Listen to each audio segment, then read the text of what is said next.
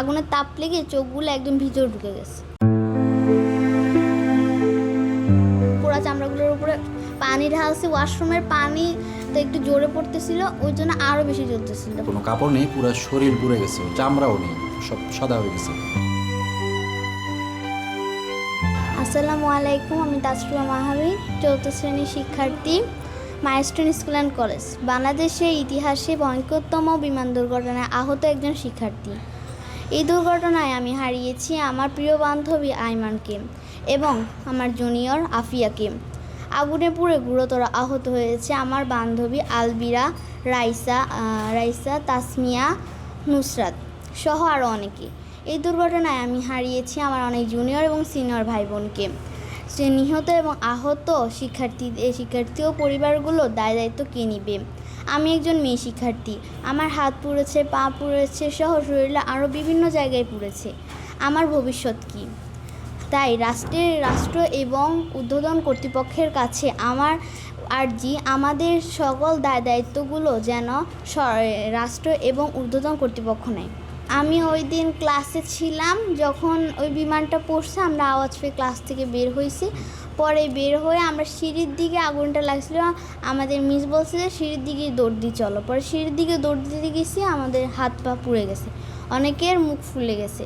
তারপর যারা একদম বেশি আহত হয়েছে তারা মাটিতে গড়াগড়ি করতেছিল, অনেকে মারা গেছে, আবার অনেকে পুড়ে কাশতেছিল, মানে এরকম ধোঁয়ার মধ্যে শ্বাস নিতে পারতেছে না। কেউ জ্বালা পোড়ার জন্য মাটিতে গড়াগড়ি করতেছে, পুরো গায়ে ময়লা লেগেছে।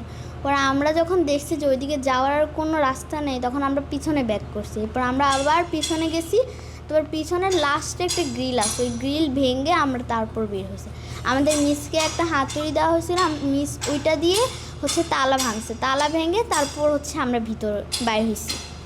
পরে ওখান থেকে বের হওয়ার পর একজন আর্মি লোক আমাকে কোলে করে নিয়ে স্কুলের বাইরে বের হয়েছে। এরপর একজন মেট্রো রেলের কর্তৃপক্ষ আমাকে নিয়ে ফার্স্টে ইবলিচিনাতে গেছিলো, ওখানে জরুরি ডাক্তার ছিল না দেখে আমাকে লুবানাতে নিয়ে গেছে। পরে ওখানে প্রাথমিক চিকিৎসার পর আমি বার্নি গেছি। কোচিংয়ে উপস্থিত ছিলাম 8 জন। ওদের মধ্যে বেশি পুড়ছে মেহেরিন আর রাইস, ওরা দুজন একটু বেশি পুড়ছে। আর আলবিরার পুরো মুখ পুড়ে নাই, কিন্তু ফুলে গেছে, আগুনের তাপ লেগে চোখগুলো একদম ভিতরে ঢুকে গেছে। আমরা কোচিং করে পরে আবার 4টার দিকে বাসায় চলে আসতাম। তো 3 বিষয় ক্লাস হইতো, আমরা ক্লাসের জন্য অপেক্ষা করতেছিলাম, কেউ হাঁটে দুষ্টাইম করতেছে। ওই সময় আবার মিস যারা এমটিতে খারাপ রেজাল্ট করছে তাদেরকে মিস সাজেশন দিতেছিল। ওরা ওই পড়াটা পড়তেছে, আর কেউ লিখে দিতেছে, কেউ পড়তেছে, কেউ মুখস্থ করতেছে। আর আমরা কোচিংয়েরা এখানে সেখানে হাঁটাহাঁটি করতেছিলাম। আমি ছিলাম ক্লাসে, ওইটা পড়ার পর আমি মিসের পড়েছিলাম। পরে আমাদের তাসা ছিল সবার লাস্টের জন্য, ও পুড়ে নেয়, আর সবাই পুড়ছে কিন্তু ও পুড়ে নেয়। আমাদের লরি মিস আমাদের বলছে যে তোমরা যদি জোর করা না, তোমাদের যদি ইচ্ছে হয়, আমাদের আগের বছরও যদি ইচ্ছে হয় ভর্তি হবে, না ছেলে ভর্তি হওয়ার দরকার নেই, আমাদের জোর করে বলে নেয়। অন্যদের বলছে কিনা সেটা জানি না, তবে আমাদের ক্লাসগুলোতে আমাদের জোর করে বলে নেয়। আমরা নিজ ইচ্ছেই ওখানে কোচিং করছি। ডিটেনশনে কয়েকজন ছিল, আবার কয়েকজন সাইরা, ওরা দুজন জমজ বোন। ওদের আম্মু আসছে লেট করতেছিল দেখে ওরা ওই যে স্কাইয়ের সামনে গ্রিল ধরে দাঁড়াইছিল, ওরা একটু বেশি আহত হয়েছে।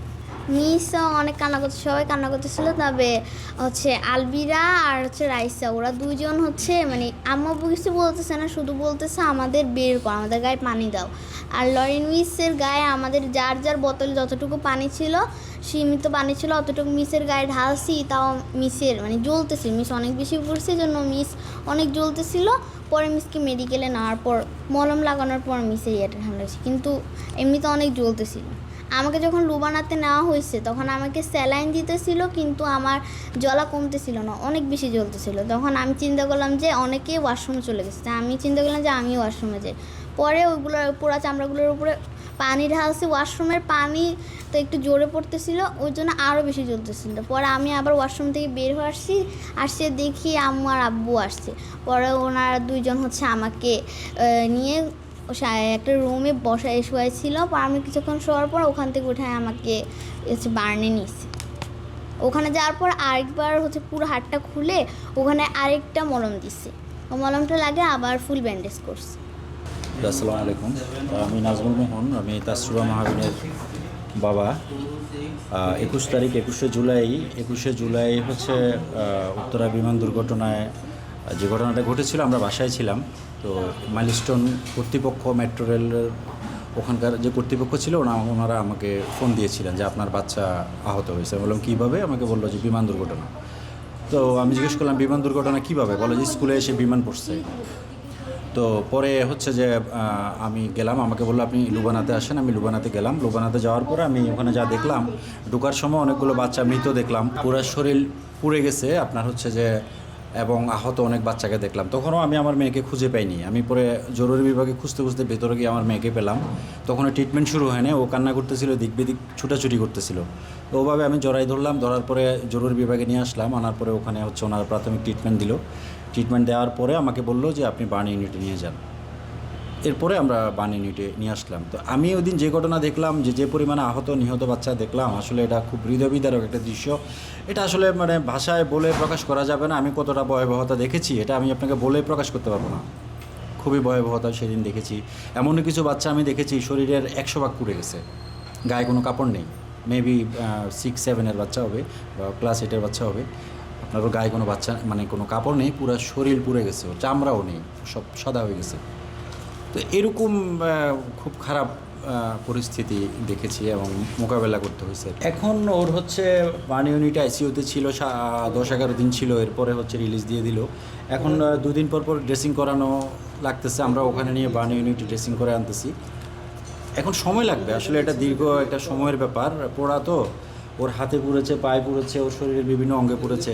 এখনও এ ব্যাপারে কোনো সিদ্ধান্ত আমরা এখনও নিই নাই। বাচ্চা আগে সুস্থ হোক, তারপরে আমরা সিদ্ধান্ত নিব কী করা যায়।